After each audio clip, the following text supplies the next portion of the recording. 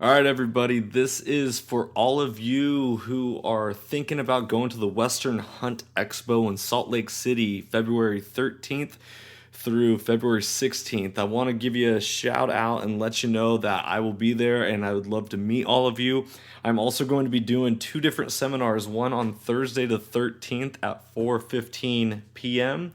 and one on Sunday morning at 11:15 a.m. the 16th, and would love to meet you. We're going to be talking about mentorship, conservation, and primal adventure and what the next generation of hunting looks like. So don't forget to, if you are showing up to the Western Hunt Expo, to swing by those seminars. Make sure you set a reminder, put it in your calendar, and come say hello. We're also going to be swinging around the show throughout the weekend, so make sure to catch us, drop us a line, let us know if you're there. We'd love to chat with all of you, and I hope you're enjoying the podcast and enjoy this episode. Don't forget to subscribe, and we'll see you soon. Stay soulful.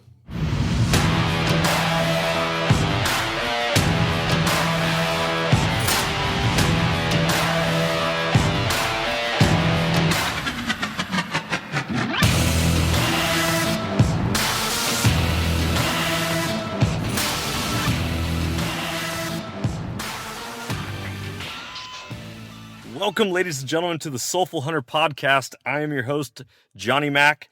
Through this podcast, I am on a mission to transform lives through primal adventure and to spread my mission of mentorship is conservation.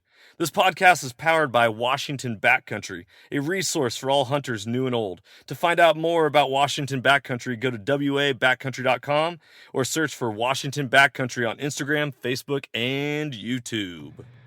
What's up, everybody? Johnny here. Hey, I just want to give you a little heads up on today's episode. Before we get started, this episode had some audio issues, and instead of trying to reproduce and re-record an episode and going through all the natural nuances of just how the wonderful conversation went, I decided to go ahead and release this episode because there are some true gems in this episode, and you're really going to want to make sure you tune in. So I apologize for the audio issues on this one, and we'll definitely make sure we clear this up in the future.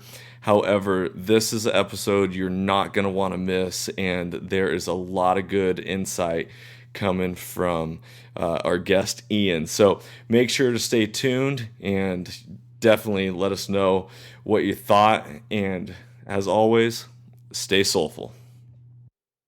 All right, ladies and gentlemen, welcome back to another episode of the Soulful Hunter Podcast. On today's episode, we have a awesome dude. This actually turns out to be my neighbor.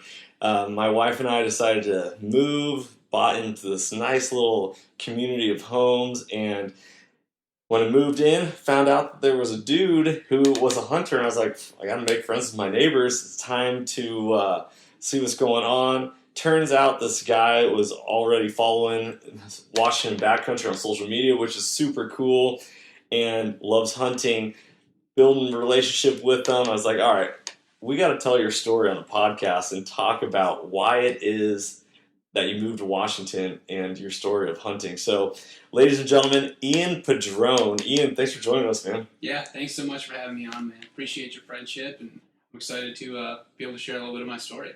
Heck yeah, we're all excited to hear this. So, Ian, where are you from? What do you do currently?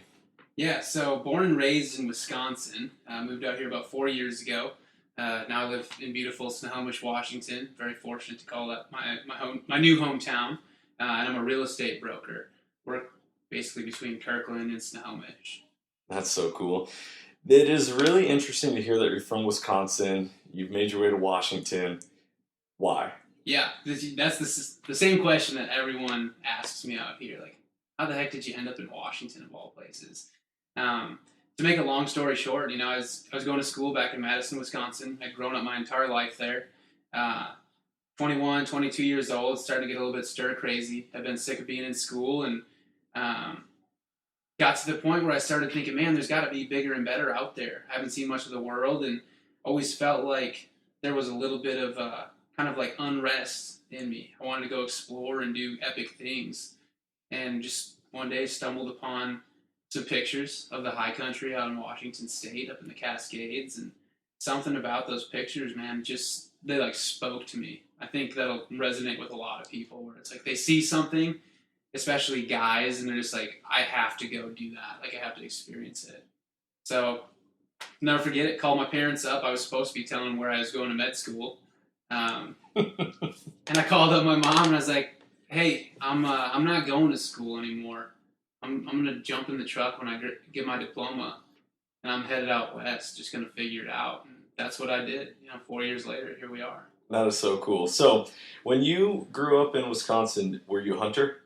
No, absolutely not. I didn't start. I started duck hunting with a buddy when I was about 19, going through college, and up until that point, I had basically lived for fishing. I had a little 5-weight rod in my hand when I was 4 years old, fishing on the Brule River up in northern Wisconsin. Had always wanted to get into hunting, but my dad didn't hunt, so I just never jumped in. Had always wanted to, but didn't make it happen until I moved out here. So you dabbled in bird hunting, waterfowl. Yep.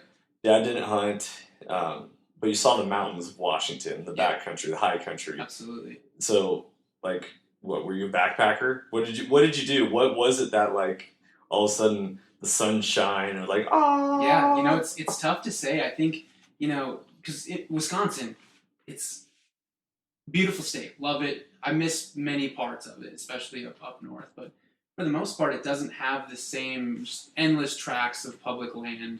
Where I grew up, heck of a lot of cornfields, really flat. I think the highest point in Wisconsin is like 18 or 1900 feet above sea level. So there's nothing there that I would consider epic, right? You don't go out hiking in Wisconsin and come back feeling like an absolute beast. Yeah.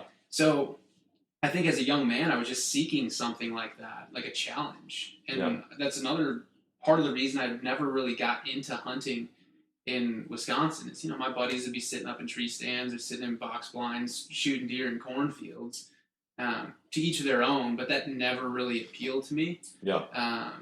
As much as the idea of going into the mountains and squaring up with a mule deer or a bear on their own turf. So, yeah.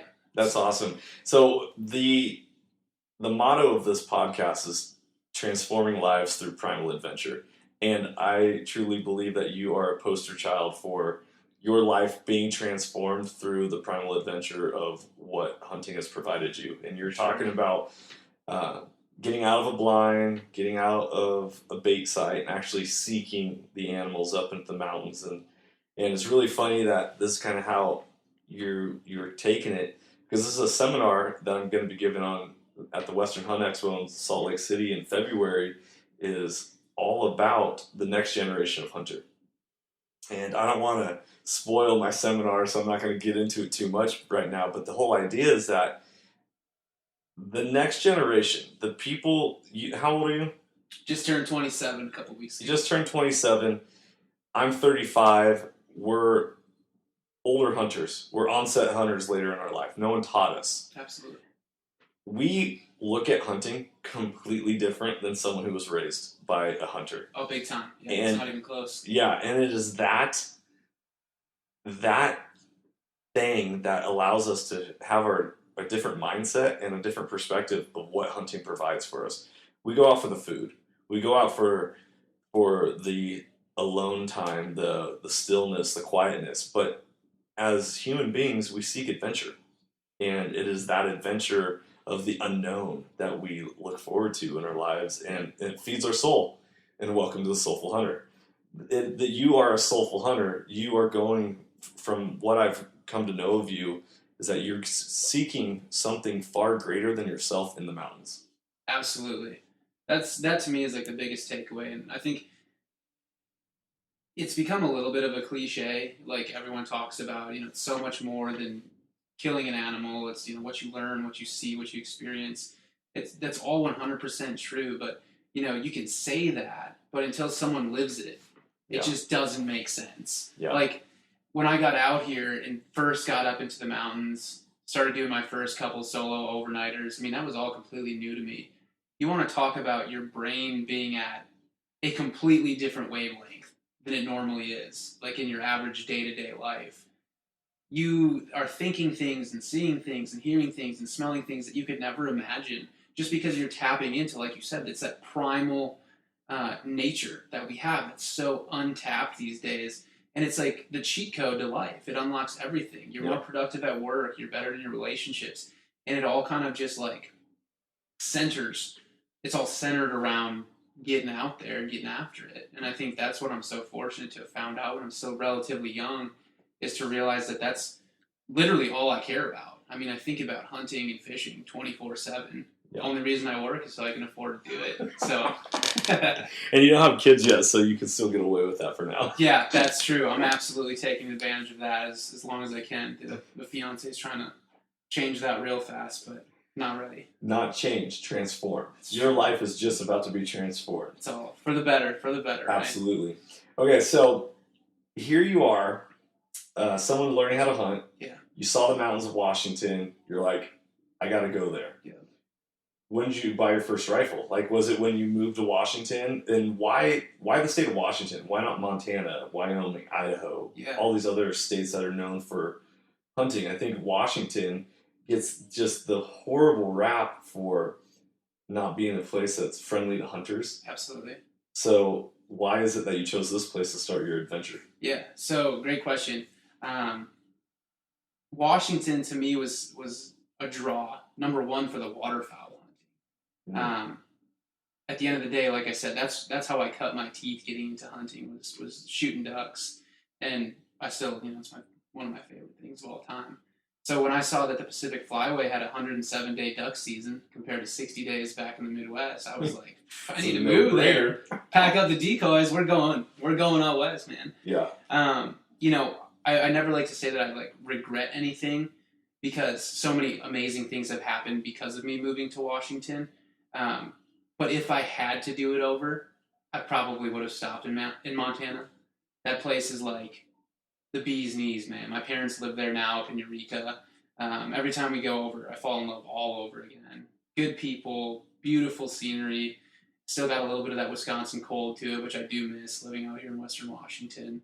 But Washington has provided such a cool blend. I mean, people talk about it all the time. It's got so much variety.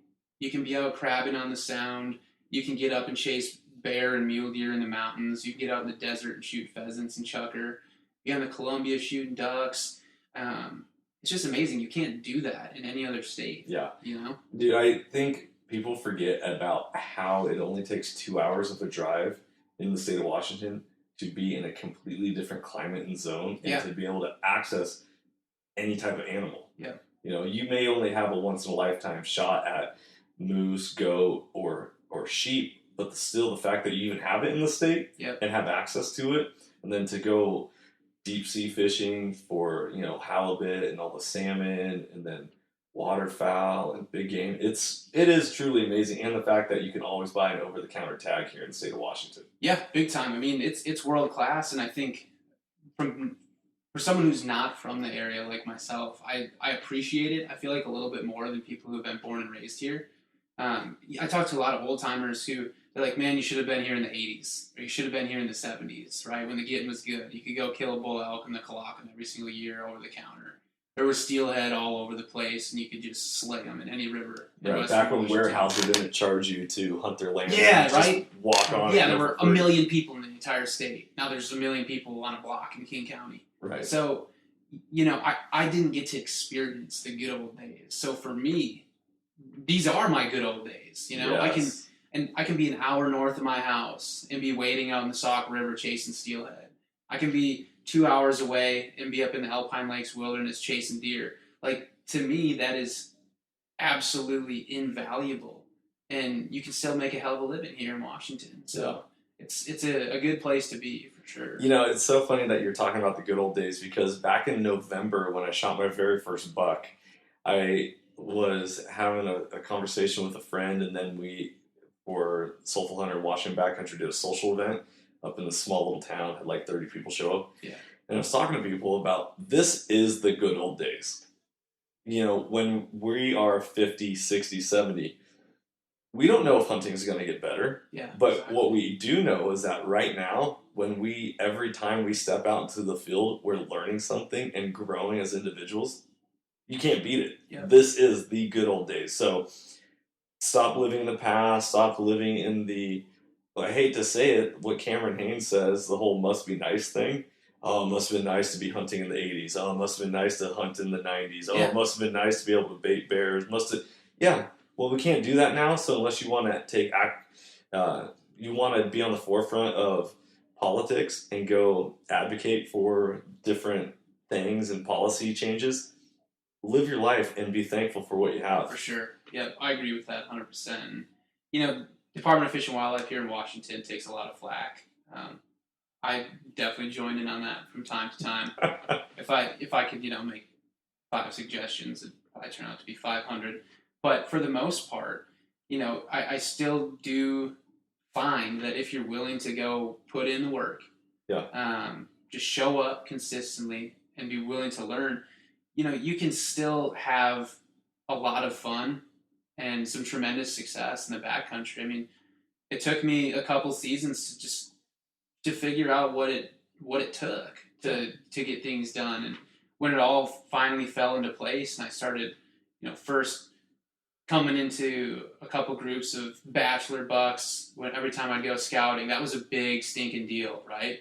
I remember the first time you go searching for deer and you actually see a deer. Yeah. You're like, oh, dude, yeah, and I did it right. I think that must be, for guys who grew up hunting, with their dad, their uncle, that's probably like a foreign concept to have to worry about that. I mean, I came out here, like I said, seeing whitetail in cornfields.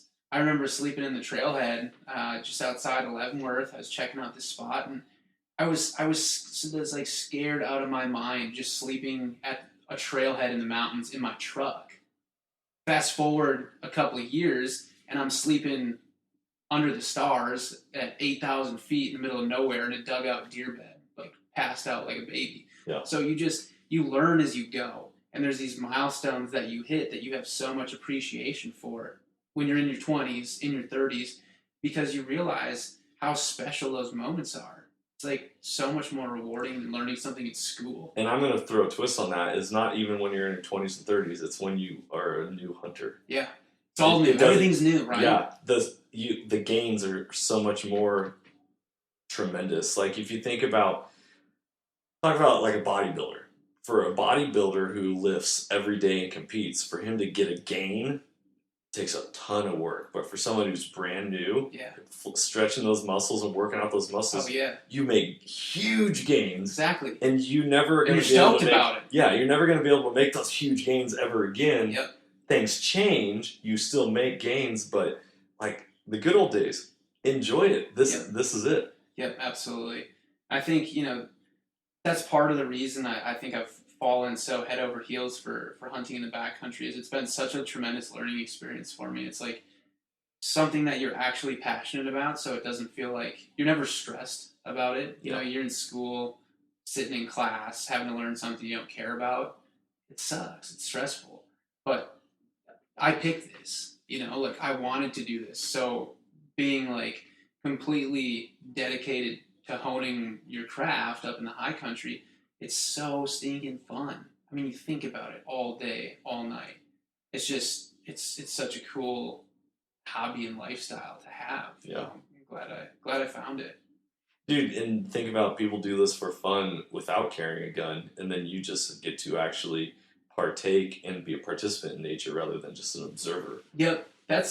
I'm glad you said that because that's something I've tried to explain to a lot of my friends is that, when I first moved out to Washington, I knew that I wanted to eventually get into hunting, but it's such a huge, barrier of entry because it's just intimidating. I mean, there's a million different things that could go wrong when you're hunting in the middle of nowhere in the fall in the mountains by yourself, chasing critters. You've never done it before.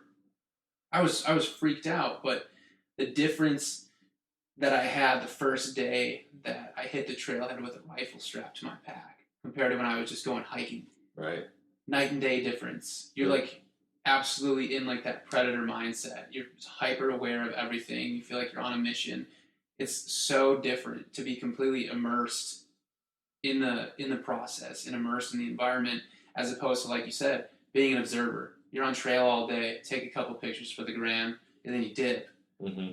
If you're going back there to stake out for a week and watch critters do their thing and try to kill one, I mean, that's some next level stuff, man. You don't experience that much anymore. No, so for those of you listeners who don't know the background and story of me getting into hunting, my first backcountry hunt, and really is my first like legit hunt where I wasn't just hiking from a car or driving around in a car, and I actually went out with the intent and scouting, and for some reason I didn't know what I was doing, but the stars aligned and I came across, well, I was on a bear hunt, and the first night, I was laying in my tent thinking, oh man, I hope bears don't come into camp. And then I'm like, what am I doing?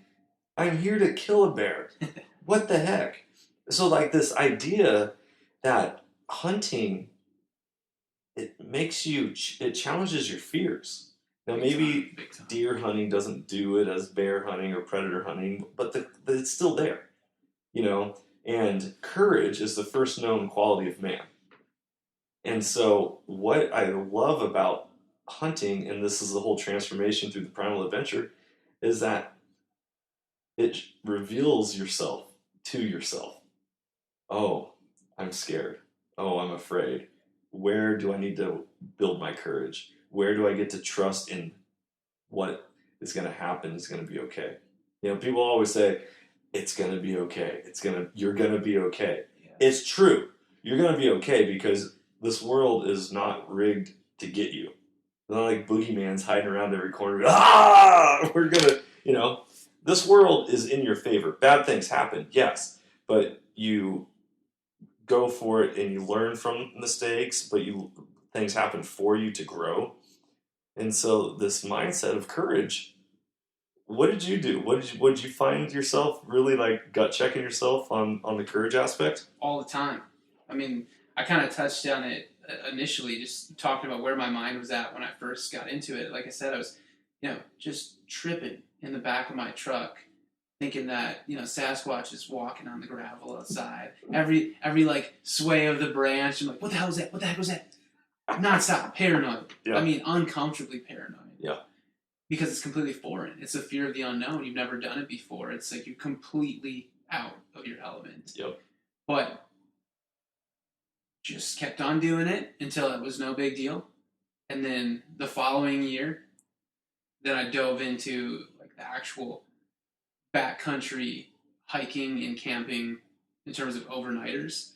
So I'll never forget my first overnighter ever was in the Alpine Lakes Wilderness. And I was, probably 5.5 or 6 miles in, nothing too crazy. Set up my little tent. I think I was using like a Seek Outside Cimarron or something at the time. Just a sweet little tent. And I was just like freaked out. I was literally scared when the sun started going down. I was like, oh man, here we go. There's no turning back. You're not hiking out now, buddy. You got to stick it out. Stick it out. And that night, I didn't sleep very well. A big storm blew through. Ended up getting drenched. I pitched the tent all wrong, and there's condensation all over the place, and it was just an absolute train wreck. But I woke up the next morning, and I was like so stoked. Felt so accomplished. Like, hey, you made it through the night. Yeah, I was like, you did it. And to a lot of guys who probably grew up doing this, I don't know if they'll be able to relate to that. But when that's something that's completely new to you, or you're coming from out east to hunt out west for the first time, completely foreign, and every single time you go into the mountains for the first 2 years, it's like that. Mm-hmm. You're literally just like shooting from the hip, figuring it out as you go. And I was doing it all solo. So there was no one to show me the ropes. It was like reading online forums, reaching out to some guys on social media that have been there, done that, really accomplished hunters, and just trying to take all of that, compartmentalize it, and then act on it. It was absolutely wild. Yeah, that is, it's impressive that you use the resources. So let's get into the resources. Yeah, for sure. You used forums. You used YouTube. Yeah, lots of YouTube videos for sure. Like, what do you think? Like, if you were to hang your hat on a resource, Yeah. what was the number one thing that motivated you? That you were like, okay, I can do this now. Yep. So I think for me, Rock Slide, like the forum, I would probably say with 100% confidence, it's kind of like the premier backcountry hunting forum. I met so many cool guys, found so many amazing resources. Robbie Denning, sent him an email, and he was totally down to get me dialed in. Ordered his book, Dave Long's book. Just kind of like such a tight-knit community of backcountry hunters. I mean, never met either of those guys in person. Would absolutely love to, but they, took time out of their day to answer emails, get me dialed in, and then when I started having some success, those guys were just as excited as I was. I think that's what's really cool about it. So that resource to me was tremendous. You can literally burn days on that website, reading through gear lists and techniques for hunting deer and elk and goats and bear. I mean, if you have a question, there's a pretty good chance that it's been answered several times on that forum. Yeah. So I think it's really rare to kind of get such a cool collection of accomplished hunters from all over the world in one place, and that's what Rock Slide is. And I'm tremendously grateful that I found that so early on, because it was such a huge resource for me to rely on. I feel like I wouldn't have had a learning curve that was as short as it ended up being without that, because it really gave me some direction early on. Yep. How'd you go about scouting? How'd you end up, like, you were, from talking to you and getting to know you since you being neighbors, you're very confident in your scouting abilities. For sure. And finding spots. For sure. Take us through it. Yeah, so I wasn't always that way. I mean, I think I saw my first mule deer buck about a year and a half into my time in Washington. So I had countless scouting missions under my belt. Just didn't know what I was doing. Were you seeing any animals? Yeah. I saw a couple doe mule deer, some whitetails, a couple cow elk, all really exciting. But that's not what I was doing it for, right? But at the end of the day, I didn't understand anything about the process. I didn't know that mule deer migrated from the high country down. So I'm, trudging around on the winter range or down in the lowland forests in these valleys and the wilderness areas, looking for deer that weren't there yet.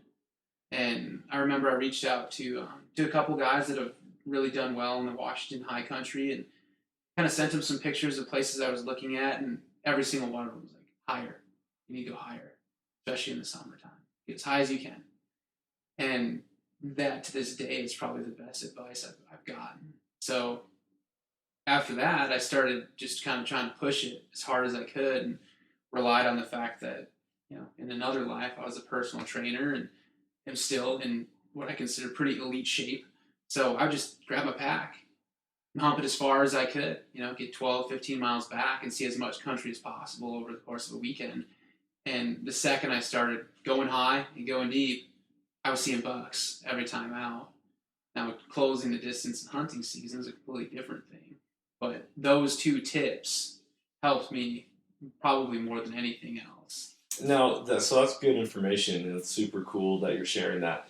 Here's a question for you. For people who are new to backcountry hunting and new to hunting in general, a lot of people reach out to me like, how do you find spots or different stuff? And one of my biggest resources that I like to send them to is, like, in the state of Washington, we have WTA, the Washington Trails Association. Yeah. So you look at onX, see if there's a trail nearby, find out what that trail is. Yep. It gives you a lot of hiker information. Yep, absolutely.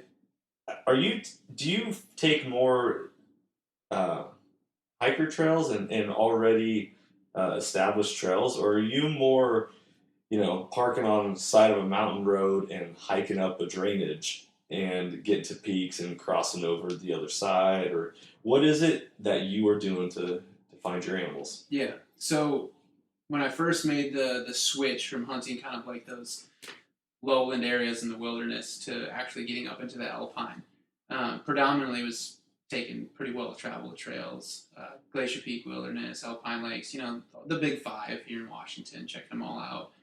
And saw a lot of animals, but also saw a lot of people, hikers in the summertime, and a lot of hunters in the fall. So I started thinking, okay, well, let's kind of like reverse engineer this and see what kind of terrain these animals are hanging out in. And then let's find some basins that don't have trail access, at least immediate trail access. So in the last couple of years, I've relied primarily on taking a kind of a main thoroughfare in to pound out the miles. And then once I get to whatever my jump off point is going to be, then it's just ridge running. So you put a couple miles between you and a trail, that's like putting 15 miles between a trailhead and yourself if you're on trail. Yeah, and so growing up, being a backcountry hiker, so my very first hike that I went on, I was in second grade, and I did one of the sections of the PCT from Highway 20 down to Stehekin. Yeah, gorgeous. Gorgeous country. As hikers, rarely get off the trail. The whole idea of it almost feels wrong when you're a hiker. Yeah, don't disturb nature. Yeah. Don't tread where there isn't a path already. Yep, leave it how you found it. All that type of stuff. And so this is one of the aspects in which hunting is, for all the neat freaks out there, it's like coloring outside the lines. Big time. You get to create your own picture. You're not just and we're not trashing places. Let me repeat that. We're not out there to trash places. Right. But we are getting off the path. Sure. Yeah, it's freestyling. No doubt about that. I mean, blazing your own trail is cool, and even in a state like Washington where there's so many people, there's a pretty good chance that when you're back there and you're really deep, that you might be the only person to have ever stepped in that exact spot. Maybe someone's been in that basin before, but you might be the only person ever camped there. You might be the only person ever climb that unnamed peak and check it out. So to me, that's kind of like half the allure, right? Is doing it different than everyone else. And I totally agree with when you're hiking. Like I said, it feels like you step off trail and it's like, oh, I'm not supposed to do this. I'm breaking the rules. Yeah, I'm breaking the rules. You go back there with a rifle, it's like you can go wherever you want, stomp around. Literally square miles, just yours to explore. I think that's what's so cool about it. Yeah. There was a movie. Oh man, I forget. Garden State came out when I was in college. You might be a little young for this, but one of the premise of the movies was to do something different than anyone has ever done in that moment in that location. Yeah. And what you're doing is creating your own history, your own legacy, which we talk about a lot on the Soulful Hunter. Is what the legacy isn't just what you're leaving for the next generation, it's what you're creating in the moment. And you taking off trail with your rifle and doing this is you are an explorer. You are the nostalgic Western pioneer setting foot on terrain that the unknown. And that once again is the transformation that we get through the primal adventure, because if it wasn't for hunting, probably wouldn't be there. No, not at all. It takes you the coolest places, and that's again something that I think getting into it later when you have the ability to be a little bit more introspective, reflect on what you're doing and why you're doing it. I realized pretty early on that it was obviously way more than chasing animals, because I'd feel super accomplished not seeing anything. And it only got better when that changed. But, half the fun is sitting around an old map, a paper map, or reading through a hunter's journals from back in the 1900s. Like, these trappers who were here back in the late 1800s. I mean, you can't help but, resonate with these guys and be like, hey, I'm going to plan to do that route, or I'm going to go check that out. I'm going to do a scouting loop through this part of the wilderness that has no trip reports, kind of blaze my own trail. Mm-hmm. That to me is the most addicting thing I've ever done.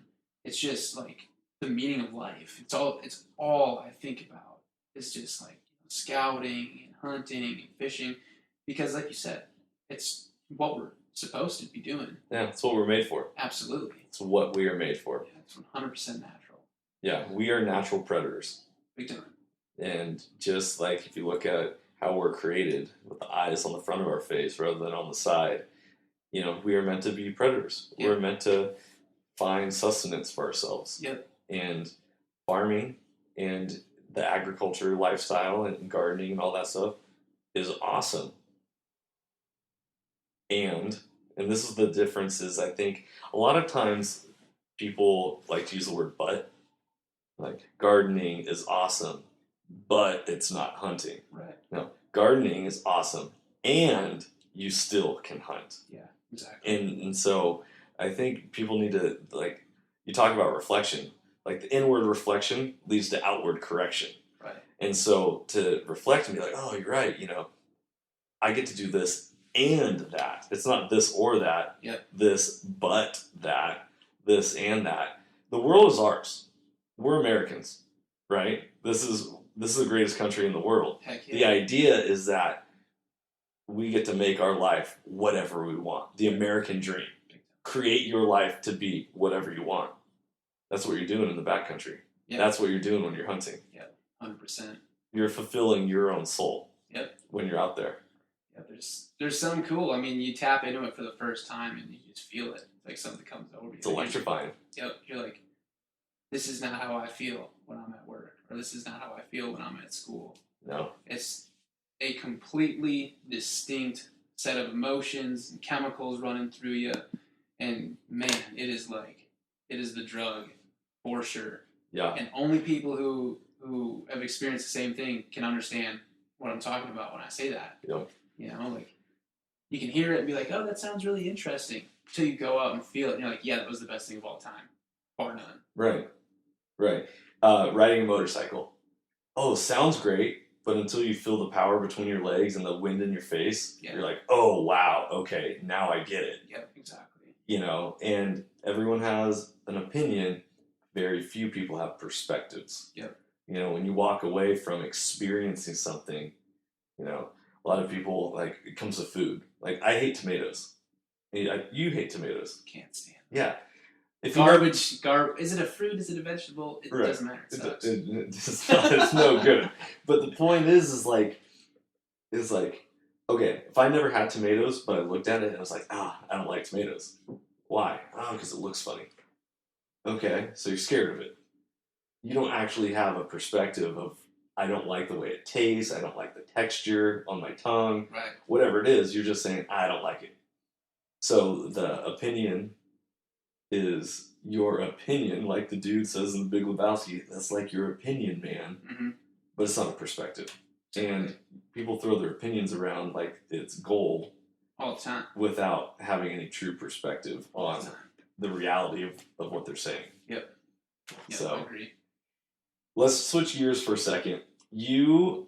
Switch gears, we're still talking hunting, so let's not get ahead of ourselves here, but let's talk about you and what you look for in the mountains, because you are exactly what I envision when we talk about the soulful hunter. You're someone who is going out there to sharpen themselves. You're going out there for the adventure. You're looking for something more out of just your own life, and not the butt, and you get to take home an animal.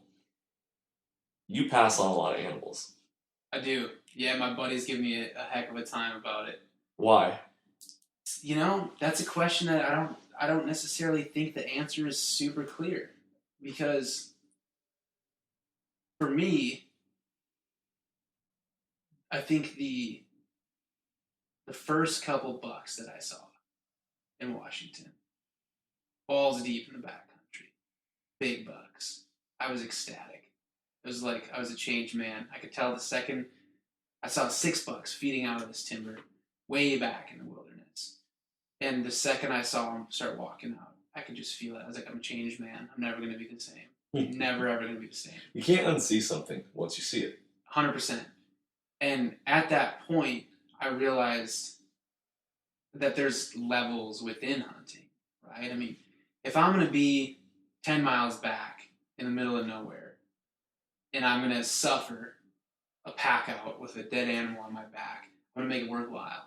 and try to make sure that I'm honoring the animal, making sure they lived a fulfilling life while they were up there, because I know what it takes, right, to be back there. They're living their entire lives back there. Mm-hmm. So it's like this weird, like, mutual respect and trying to size yourself up with, like, a counterpart who's, like, worthy, who's got a skill set that can match yours. It's just like all these weird things that are going on in your head when you're looking at mature animals. We were in Idaho this year, and my buddy Kyle was giving me a tough time. He dusted a really good buck for the Frank Church. It was on day one. And I went up over the top of a ridge, and there was a really good whitetail that was sitting up there, just kind of dinking around, probably 140, 150 inch whitetail, big deer. But it was day one. It's like, I don't want my hunt to be over. Like, there could be a bigger one under the next tree or over the next ridge. So a big part of it for me is, like, not wanting to go home early. My standards definitely change throughout the hunt. I'll shoot a smaller buck or look for a smaller buck if it's the last day of the hunt. But I'm just wired. My personality type is like the shiny object syndrome, where I'm always wondering, like, oh, there could be something bigger. There could be something better. I want to see what's on this next ridge. So for me, it's just how I'm wired. I'm just always looking for something special, because it's such a special thing for me anyway. I just want it to be the perfect story, the perfect memory when I get back. I don't want to come back with an animal that I feel any regret about taking.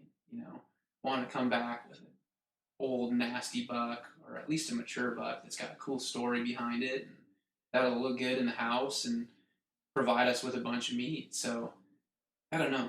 It's like I said, there's no concrete answer. I can't just tell you, well, because I only shoot bucks I only look for bucks that are bigger than 150 inches. I'm not like that at all. It's just, I'm always looking for, like, the one. What do you think about the saying, don't pass on the first day that which you would shoot on the last day? Yeah, I know. So I remember, I think it was this past season, Ryan Lampers had a post on Facebook where he was, or not Facebook, on Instagram, where he was kind of talking about that. How he didn't really see the merit in that, because then you miss out on so much potentially. Like, you roll into your spot and you see a good legal buck on day one, and you're going to be up there for 7 days. If you tag out and hike out, think about everything you just missed out on. Like, that to me is kind of the same way that I roll, is like, since it is about so much more, and I know how hard it was to get to the point where I was seeing animals, now that I can actually be back there and be finding animals basically every day, I don't want to short myself. You only get X amount of weeks to hunt every single year. To go out and just make it transactional and shoot the first deer I see that's legal, get out back home, that to me would be really unfulfilling. So to me, it's more of like a, don't shoot on the first day something that you'd be disappointed on the last. So I try to have it be the perfect story, like, every time I'm out there. And oftentimes it ends up with a tag that doesn't get punched. Which is interesting, because a lot of times people say that they hunt for the meat.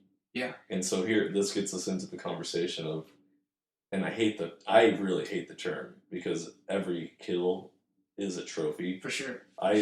For those of you listening, I shot my first deer in August, which was a doe, and then I shot my first buck in November, which was a spike. And you know what? They're both getting Euro'd and put on my wall, because they're a trophy. But when we're talking about passing on animals, and therefore you want the meat, and so don't let me put words in your mouth.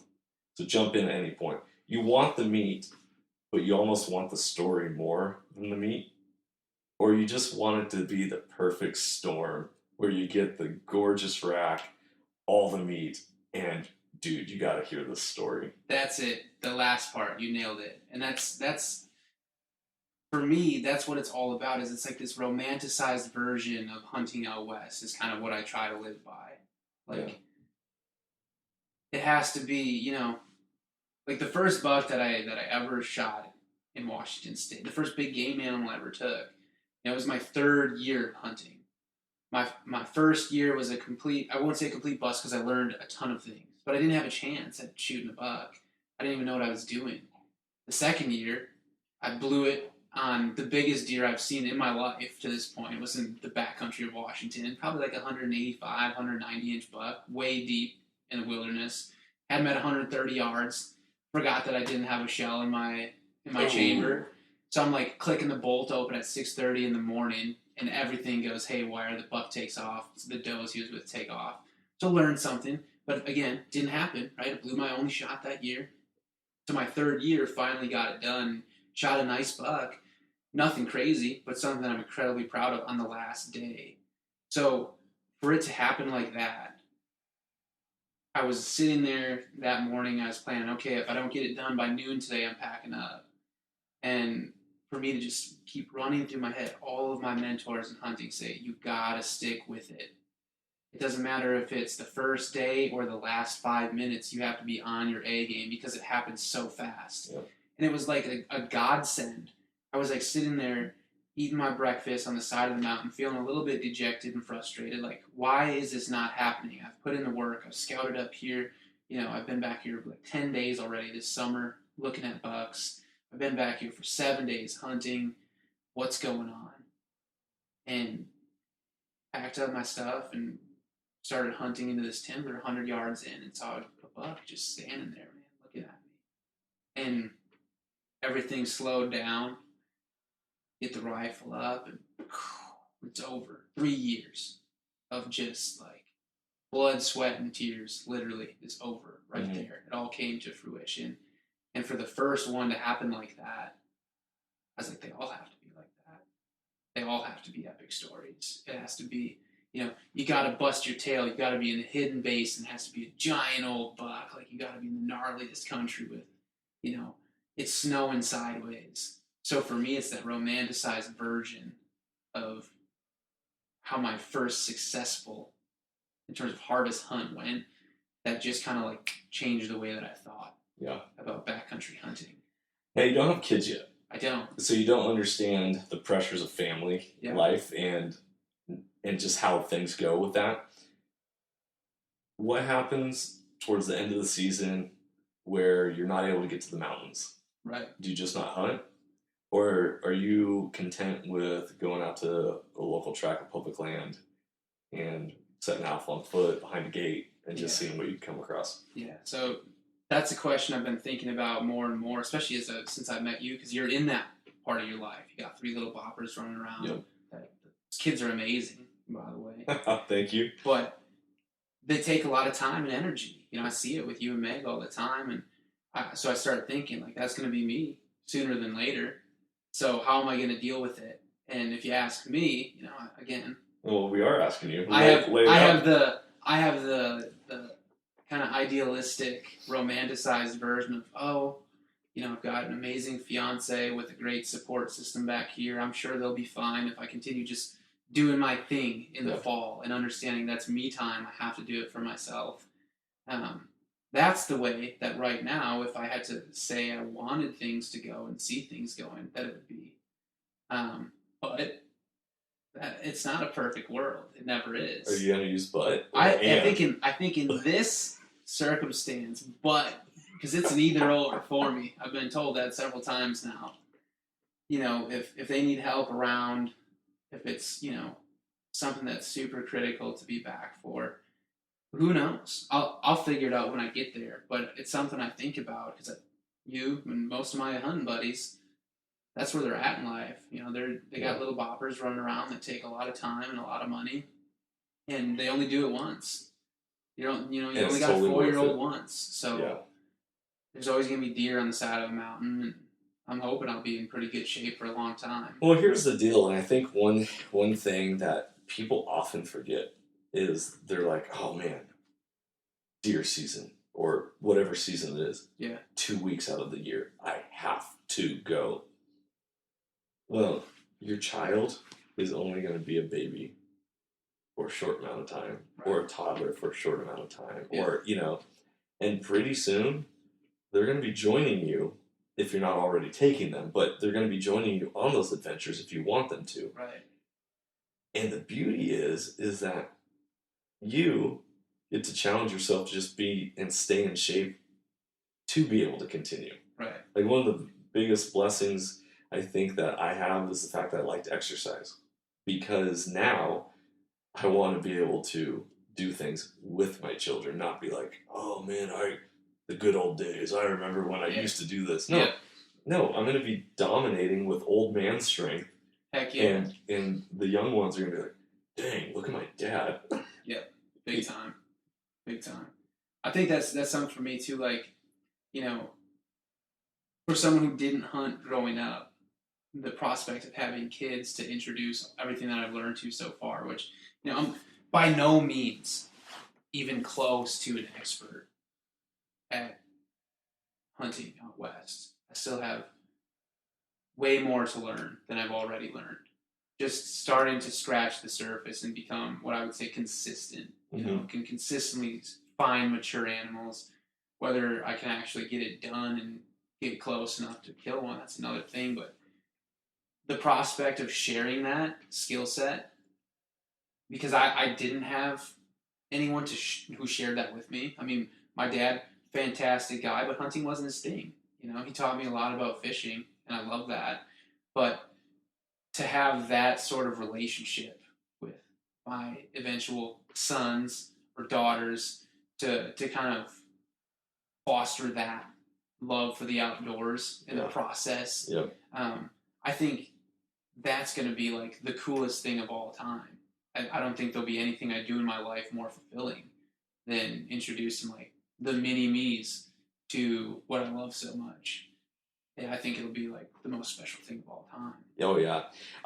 Growing up and looking back at my past, like and we didn't take multiple vacations that were like super fancy or whatever, but the biggest and most impactful vacations, I call them vacations, were backpacking trips. Yeah. This is when I spent time in the backcountry.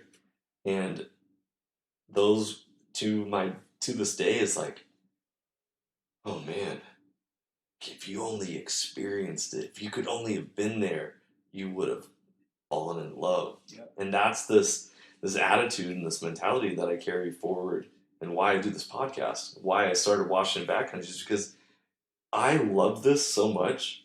I love this so much that I want to share it with everybody. Yeah. The whole concept of if you love it, then release it and it'll come back to you. We have a saying here on the podcast that you can't outgive good. You cannot outgive good, because whatever good you're going to give is only going to come back at you better. Right. You got rewarded for your hard work in the mountains, and you ended up getting rewarded, right? You gave, and it came back even better. Yep, big time. And then from that, it just continues to grow. You're never going to outgive good. You like to work out. You're a former exercise science guy. Absolutely. And personal trainer. You know that to gain muscle, you have to put in effort.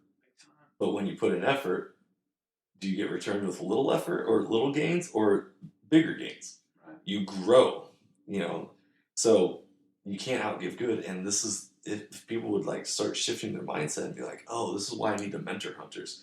Oh, this is why it's not just about me and my spot. Yeah, it's you and your time. However, for the greater good of hunting and legislation and politics and policies, hunting can get voted out like it in a heartbeat in the state. Yeah, in many ways it already has, Hound hunting, gone. Yeah. Who knows? If they decide, hey, we like bears a lot, they might just be like, yeah, you can't shoot them anymore. Sorry. Yeah. People in Seattle don't like it. Right. Wolves. Yeah. Yeah. So all sorts of stuff. And so this is why, this is why I do it. The why is always so important behind, people want to know, why'd you do it, man? Why? Black Hawk Down, one of my favorite movies, the end quote of that movie, the guy's like, why'd you do it? Why? You some type of war hero? And no, it's not going off of that quote, but it's like, why you do it, other people don't understand until they do it. Right. And so to give them that opportunity to understand is the best thing you can do for them. Yep, I agree 100%. And, something I've noticed too, it's really an interesting trend that's starting to emerge. But in Washington, especially, I feel like there's a lot of young guys. By young guys, I mean late teens to their late 20s, early 30s that are totally gung ho about wanting to hunt, but they just never got into it. Yeah. Like I can't name a single interaction that I've had with either friends or acquaintances, people I've met when we're out at networking events, whatever, that have been like, yeah, I have zero interest in that. Most of them are like, oh, I've always wanted to, or that would be so cool. But they just haven't done it for whatever reason. Sometimes they're just raised like me in houses that didn't have guns, didn't have hunters. It's just something that's completely foreign to them, and now it's like a little too late in their mind. Which, as we know, it's never too late. Nope. So I think there's this giant untapped pool of young men and probably young women who have this desire for adventure. And they just don't know that hunting really is the secret sauce. Like, it fills so many needs that you have, emotionally, spiritually, physically. But if you don't know, you don't know, right? So I think crossing those bridges is crucial for us long-term as hunters, because there are so many issues in a state like this. Yeah. I wrote an article back when I first started watching Backcountry on the website. So you go back, if you guys want to read this article, go to wabackcountry.com. But it is hunting fulfills the 6 aspects of health: spiritual, physical, intellectual, emotional, social, and vocational. And those of you who don't know what vocational is, that's like your work life. So why does hunting fulfill my work life? Because when I hunt, I'm a better employee. When I'm just stuck at work with nothing else to look forward to, work sucks. For sure, yeah. It doesn't matter like how much you think you love your job, unless you have an outlet in your life somewhere else, you get stuck in the rut. Yeah. And so, yeah, like you're saying, like, it's the bee's knees, man. Hunting is, like, listeners, I want you to understand that hunting is the ultimate pursuit in life, and it will teach you everything. And one of the coolest hunting adventures you can also go fishing on. A lot of those alpine lakes have tremendous fishing opportunities. So if you like to fish, pack a fishing pole. You might be eating trout for lunch, and then going out for the evening hunt. Like all sorts of different things. But courage, taking the step, trying something new. Yeah, lace up the boots, grab a pack, and do it. That's what I did. Yeah. There's nothing special about me. No one's going to do it for you. Exactly. You get to make the decision to live your own life. Yeah. Live, not die. The opposite of live is die. You're not dying and wasting your life away. This is where we talk about purpose, passion. Live each day with purpose. Live your life. Make it your own. Live that legacy. Create that legacy. And get after it.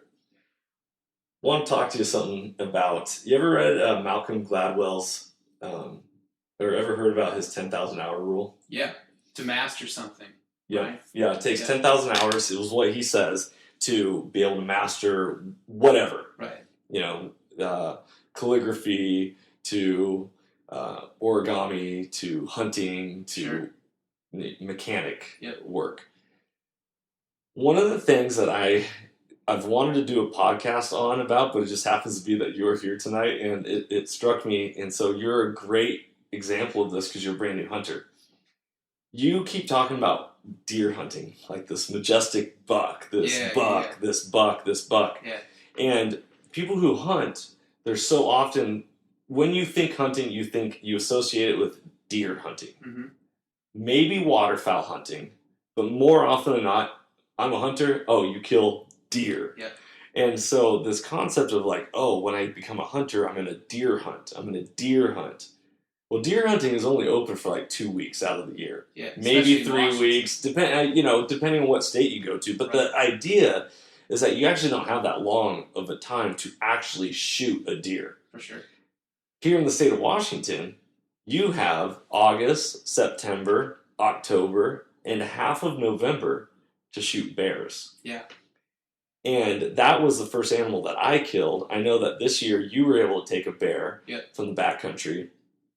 Talk about, now I'm just presenting this to you. I would believe that every new hunter needs to start off by going bear hunting. I would 100% agree with that. And if you talked to me a year ago or 2 years ago, I'd be like, no freaking way. But here's the thing. So I was like the prototypical like new hunter. I wanted to shoot a buck, mule deer. I remember the first year that I was in the backcountry where I was struggling to see deer, I could have probably dumped 2 or 3 300-pound black bears. Like, had them in the crosshairs at 140, 320, 470 yards, just dead to rights. But it was weird because there was like some sort of like mental block where, no, you're back here to shoot a deer, you must shoot a deer or it's not a successful hunt. There's like this stigma associated with killing bears. Like they're somehow not as worthy as a critter with antlers. Right. So I don't know what changed. I think it's just kind of like this gradual maturing as a hunter where you realize that it's all about having maximum opportunity to be in the field. Right. And this year it was kind of interesting. We were up on the high hunt in September, and I was sitting there looking at this bear that we had seen a couple days earlier. And this is the first time I'd hunted with a buddy in the high country in Washington, and we made the decision that on Tuesday, the second day of the hunt, when we first saw that bear, I said, if I see that bear later in the week, he's dead. And man, we hunted hard, turned up a couple small bucks and does, nothing crazy. And the morning of the last hunt, or the last day, get up on my glassing perch, and there's that big old bear just romping around in the bushes, eating berries, acting like an idiot like bears do. And I was just like, if I go and shoot this bear right now, I still got a deer tag in my pocket for October and for late season. It's going to give me more opportunity. I've got meat in the freezer, guaranteed. Mm-hmm. Awesome story. It's a basin that's very dear to me, one of my favorite places in the world, and it'd be just another story to have back there. Yeah. So it all just came very clear to me. I was like, I don't care if I shoot a bear right now. I'm gonna go kill that bear. Went down, put on a super epic stalk, was like up in these rocks underneath of this little lake that I've caught many a cutthroat trout out of. Just kind of like felt like I was stalking him in my own living room. Yeah. I knew every little nook and cranny of this basin, how to get down to where he was. And, one shot at 300 yards, it was a perfect story. And we're still eating on the bear. It's fantastic. Heck yeah, you cooked some up for me. Loved it. Good stuff, right? Bear chili, where it's at. And like you said, such a fantastic place to start. When you can get up into the high country in August and September, when the chances of something going wrong out of your control, like weather, especially in the Cascades, are so minimum, right? That's such a perfect environment to start hunting in. You can be up in the high country when it's 60, 70 degrees outside during the day. Yeah. Drops down into the 40s at night. Yep. You don't have to worry. Like, if you want your first backcountry hunt to be the Cascades in late October, good luck. There's a 90% chance it's going to blow. It's literally going to suck. Yeah. You're going to be enjoying, and I'm holding up quotes right now, like enjoying a hunt. It's going to suck. Yes. Been there, done that. Yeah. I know. I speak from experience. Like, October, November in the high country is an absolute crapshoot. Yeah. Like, there's a better chance of it being snowing or raining and windy and foggy and really cold than there is of it being even slightly sunny. Now, it makes for a good story, but as far as, like,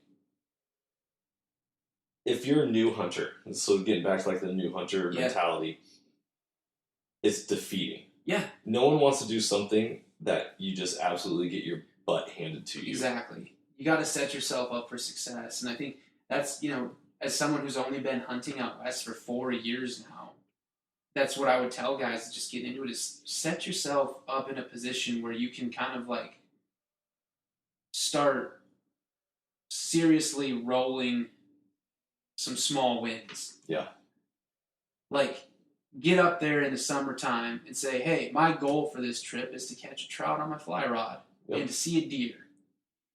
Don't tell yourself, I need to go up and see 5 bucks, all of them having to be 140-inch mature 4x4s. You're going to be really disappointed.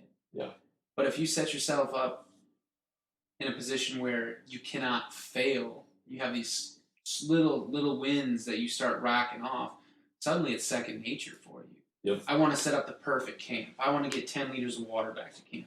Just check it off the list. Love the process and put yourself in a position where, you're going to be really successful long term. Heck yeah.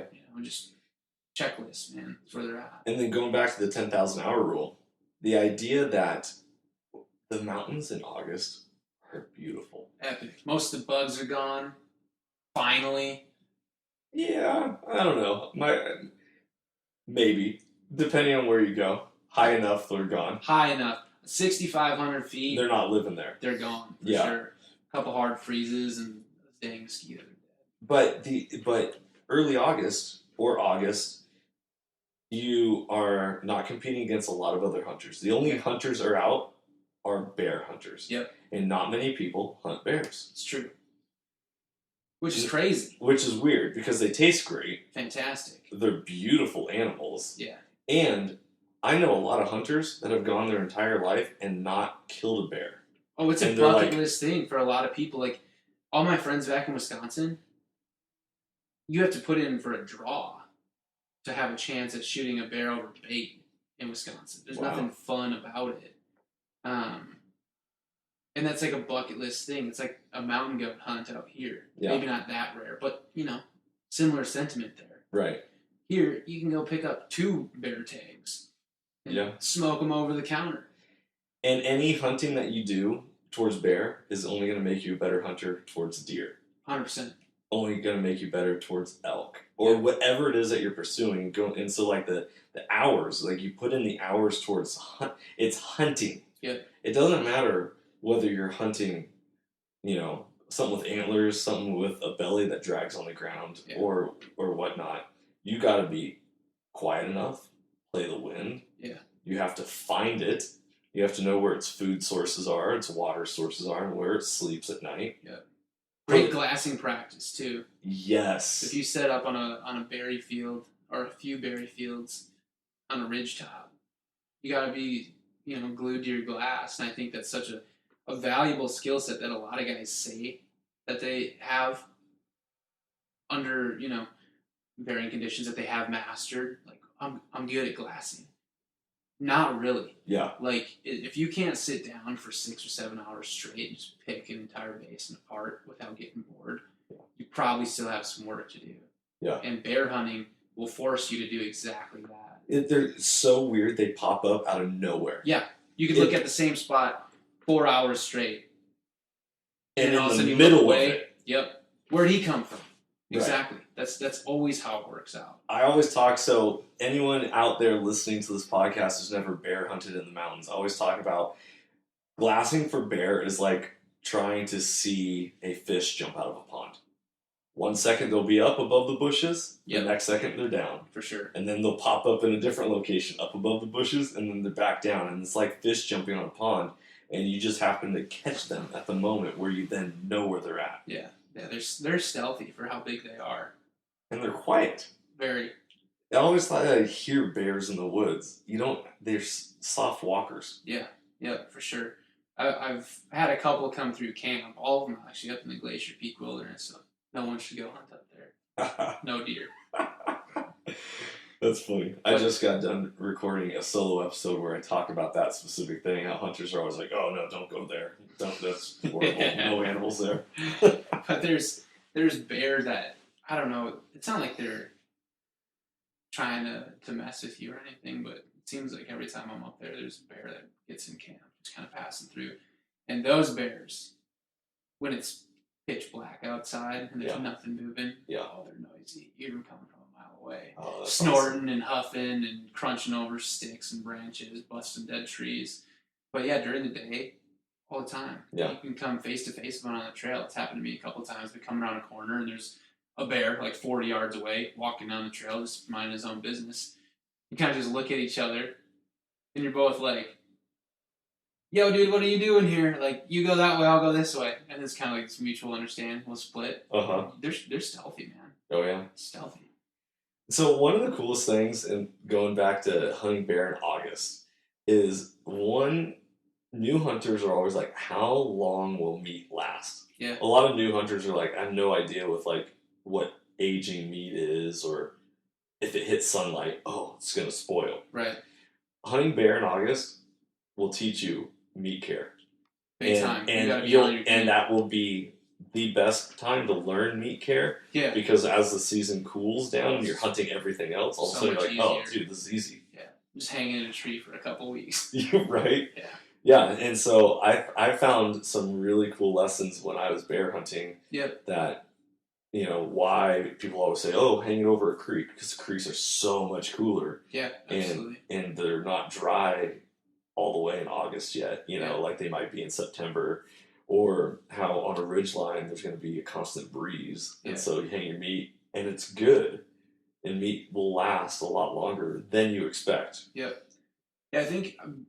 Again, going back to why bear hunting is like the perfect gateway to Western hunting is it teaches you so many lessons that are pertinent to hunting deer, hunting elk, like being meticulous and paying attention to detail, caring for your meat, making sure you make a clean shot, because it's a heck of a lot scarier walking up on a bear that you just hammered at 300 yards and are pretty sure it's dead versus a deer, right? Like, it's completely different ballgame. Right, that deer's not going to turn around and bite you. Yeah, exactly. So you just have to you have to have your checklist, and you have to really abide by it, which then carries over to being a whole lot more procedure oriented when you're hunting deer. And I think that's a skill set that is so valuable, but there's no way to really illustrate the value of it to a new hunter until they go do it. Yeah. Right? Go have some success by executing this checklist, see the value in it, now go apply it elsewhere. Yeah. And then talking about conservation, we can't always hunt prey.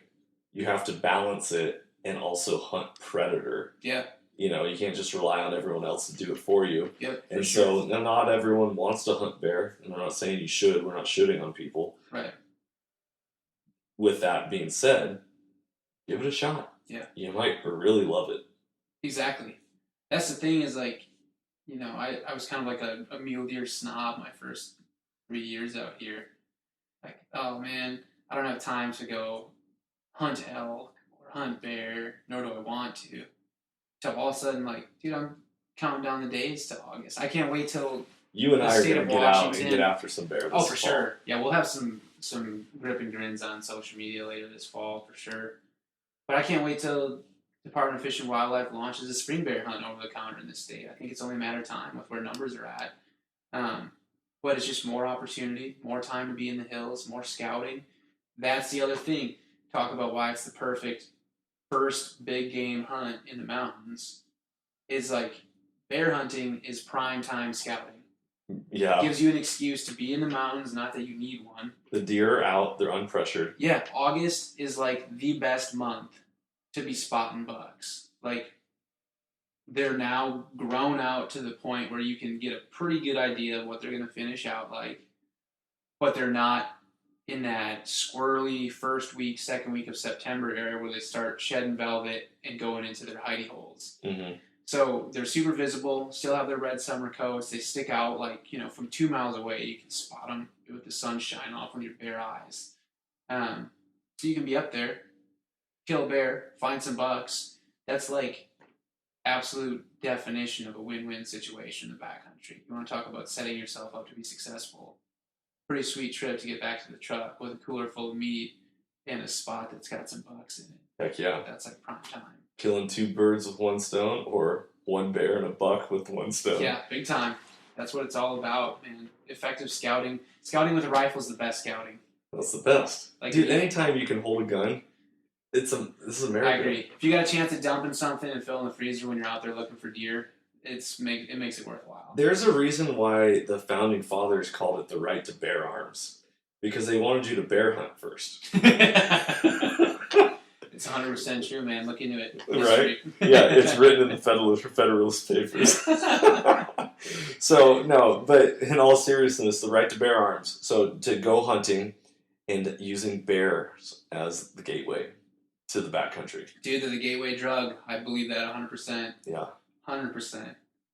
I had one of my buddies. He really likes duck hunting. Very similar to me. Got into hunting pretty late, even later than I did. And he just last fall started testing the water for backcountry hunting. Did it all by himself, soloed it. Got his butt kicked. Went up for the high hunt, like turned around, just couldn't do it. Wasn't in shape. And I was telling him, I was like, dude, go kill a bear. Seriously, you will feel so accomplished. You'll have meat. He's all about like the culinary aspect of it, as are most young guys getting into hunting these days. Kind of like the meat eater crew, right? Yep. And he didn't want to do it. He's like, I don't know about hunting predators. I don't know if I could do it. I couldn't kill a bear. I could kill a deer, but I couldn't kill a bear. And I was trying to explain to him, like, I know exactly what you're saying because I've been there. And I'm telling you right now, you're going to change your mind. And if I can help you change your mind faster, you won't be kicking yourself in the tail. I kick myself in the tail all the time. Like, if I would have dumped a couple bears my first 2 years out here and got some momentum going, I'm like, yeah, dude, I'm a killer. I can go out there and... You know what you're doing. Yeah, I can go out there and harvest animals.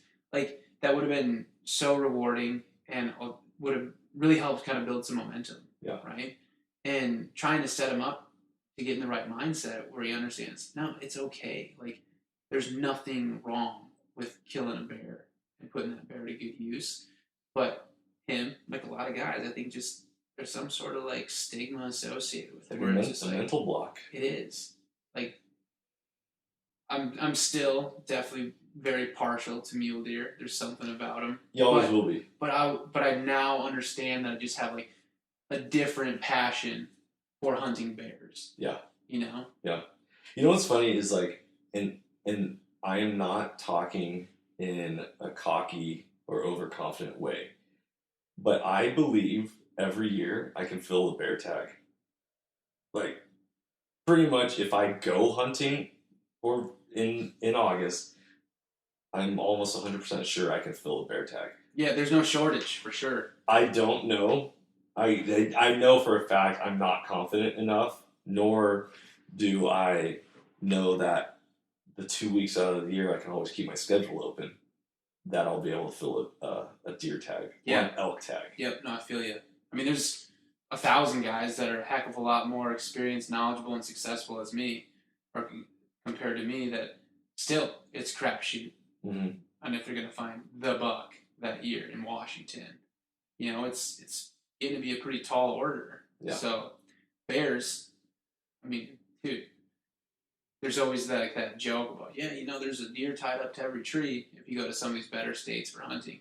In the state of Washington, there is like literally a bear by every tree in the high country. There's a reason why this year they just opened up, or this last 2019, 2 bear tags. Yeah. What state? I don't know state regs that well, but we're only allowed 1 deer tag, where in other states you're allowed multiple deer tags. Yeah. Yep. But in this state, you're allowed 2 bear tags. Yeah. That says something. It really does. Go get after them. Yep, I agree.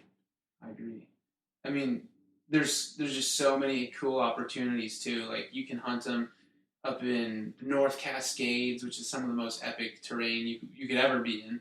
Not just in the state, but in the country, probably in the world. Yeah. It's amazing up there. You can go down by Rainier, epic bear country down there. We've gotten into some really cool areas that are loaded with bears getting up along the park. And then the Central Cascades, like essentially from Highway 20 all the way down to 90, take your pick. I mean, literally just jump on any trail in those areas and go kill yourself a bear. Yeah. They're back there. They are. You're going to have to possibly step off of trail. Yeah, always recommended. Yep. Also to avoid any sort of angry hikers with, you know, a dead animal sticking out of your pack on the hike out. But see, now, what Ian doesn't know is that I shot my first bear, my first big game animal, was in front of a yoga instructor from Seattle and her 2 male students, 9 miles in the backcountry. And the yoga instructor, was actually the one who spotted the bear for me. And so they were like, a bear! And I was like, no way, I do not believe you. Because before that, they were like, what are you here for? Why are you dressed in camouflage? We're hunting. What are you hunting? Bear. You can hunt bear? You can hunt bear? Really? Yeah, we're hunting bear, and we're going to do it. Yada, yada, yada. A couple hours later, bear. Bam, dead in front of them. And they're like, I've never even seen a bear in the wild, and now I'm seeing one alive and dead. They were so scared. They did not want to go up to it. Dude, that's a wild day for some yuppies from Seattle. Yeah, that's the whole point. So here's these people, they don't hunt. Yeah. They're like, you can hunt bear? This is where us as hunters need to be ambassadors and advocates. Sure. I'm a hunter. Be loud and proud. You're a hunter. Be loud and proud. Yeah, you can hunt bears. Yes. Do you need to hunt bears? Never going to tell you that you need to. Will you enjoy it? Absolutely. Exactly. Absolutely. Yeah, you'll love it. So, Ian, if people want to get a hold of you, where do they find you at? Yeah, so I'm not a big social media guy, but I'm on Instagram, the Ian Padron. I'm usually sharing a few pictures every couple months of my adventures hunting and fishing in Washington. Pretty active on the Rock Slide forum. I'd say that's a great place to find me. It's just Ian_Padron for my username there. Shoot me a PM if you have questions or want to link up. And I'm on Facebook too. Just add me as a friend. That's ironically, social media gets such a bad reputation these days. But it's done wonders. Oh man, I wouldn't know half the guys I know in the backcountry hunting community without it. When you're starting from ground zero and you don't have any idea what direction to go with things. Yeah. I was sending DMs to guys all over Washington that were just crushing it, and just asking them questions, and every single one went above and beyond to get me dialed in and be as helpful as possible.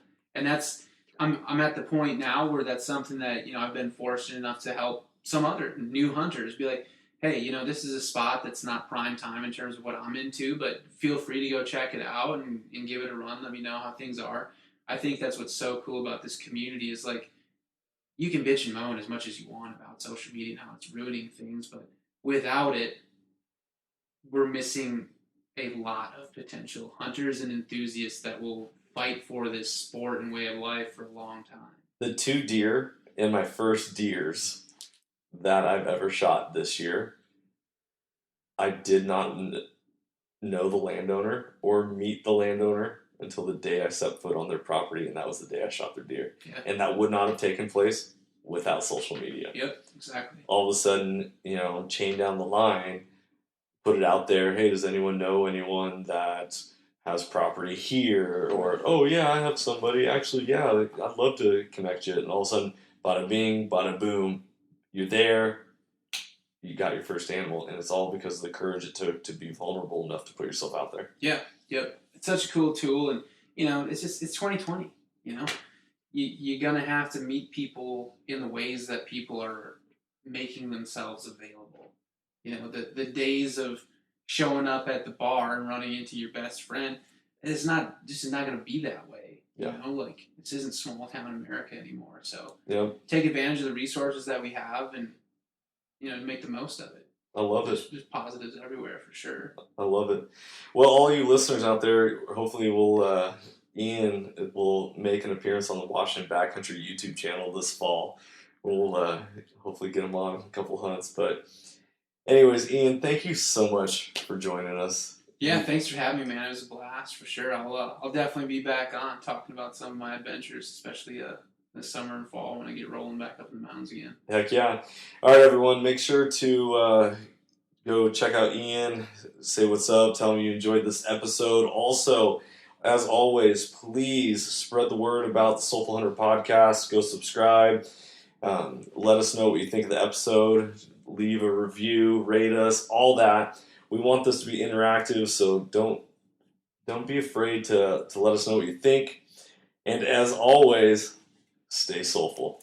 If you enjoyed today's podcast, I'd love it if you could go ahead and give this a rating as well as subscribe. Also, you can check us out on Instagram under the Soulful Hunter Podcast. Make sure to tag us in pictures and posts and use the hashtag Soulful Hunter. To find out more about the Soulful Hunter Podcast, go to soulfulhunter.com and be sure to follow the podcast as we are going to be bringing you a lot of great information, insight, and changing lives through primal adventure.